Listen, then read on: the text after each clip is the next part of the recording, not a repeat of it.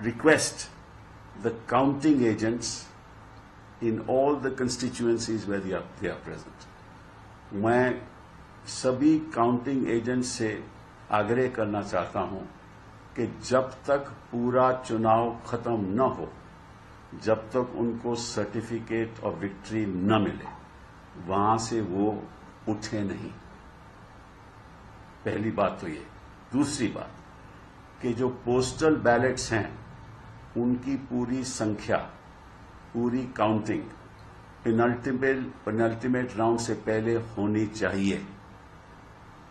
ऐसा न हो कि 10वां या आखिर का चरण की काउंटिंग हो जाए और पोस्टल बैलेट की काउंटिंग न हो। ऐसा मत होने दीजिए। ये भी मैं आपसे आग्रह करना चाहता हूं। आप सब चौकन्ने रहिए, क्योंकि जो गोदी मीडिया के द्वारा झूठ और फेरेब फैला सकता है वो कुछ भी कर सकता है। तो आप इस बात पे चौकन्ने रहिए।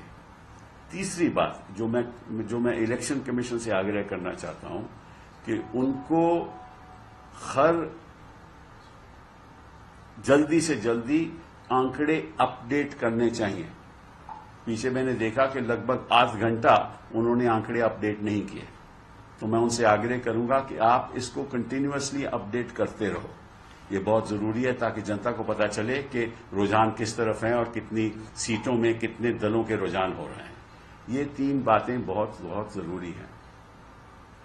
अब ये नहीं मुझे मालूम कि आखिर नतीजा क्या होगा, किसकी सरकार बनेगी, लेकिन इतना जरूर है और मैं गोदी मीडिया से भी आग्रह करूंगा कि जब प्रधानमंत्री जी पीछे चल रहे थे तो गोदी मीडिया उसके बारे में कुछ नहीं दिखा रहा था।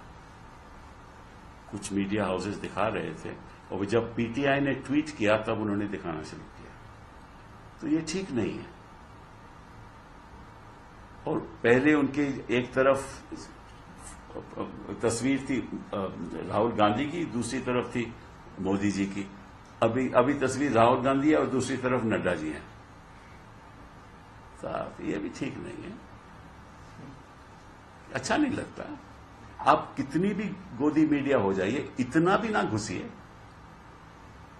क्योंकि कहीं ना कहीं तो आपकी जवाबदेही होगी ना।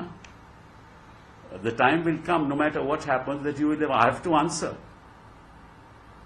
All the media channels will have to answer as to how they got these results and how they manipulated, if at all they manipulated. I don't know, they may still get 400, I don't know.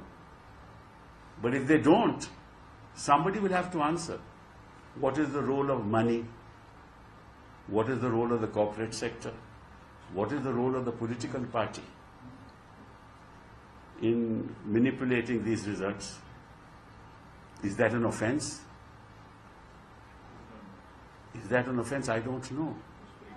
These are questions that have to be asked, because exit polls one after the other, not an exception, except for 1 or 2,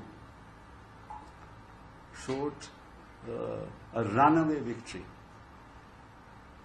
But the fact of the matter is, any government ultimately is answerable to the people.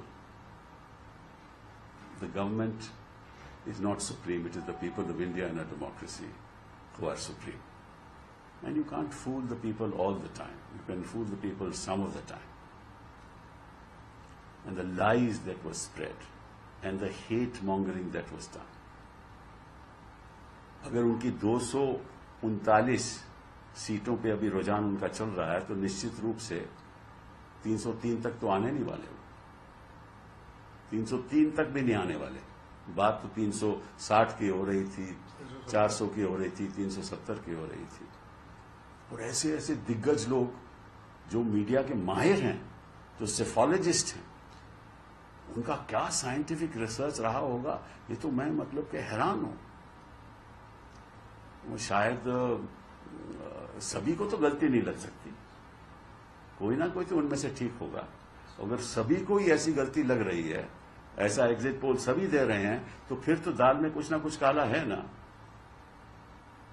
कि सभी की इस बात में रजामंदी कैसे हो गई, वो तो अलग अलग अपने करते हैं। एग्जिट पोल अलग अलग करते होंगे, लेकिन एक यूनिफॉर्म एग्जिट पोल लग रहा था। हाँ, और मतलब ये गुजरात में आपको मालूम है कितने लोगों को धंधों में फायदा हुआ होगा, सेंसेक्स बड़ी, फायदा हुआ। तो मतलब कि ये लोग हारते हारते भी फायदा करा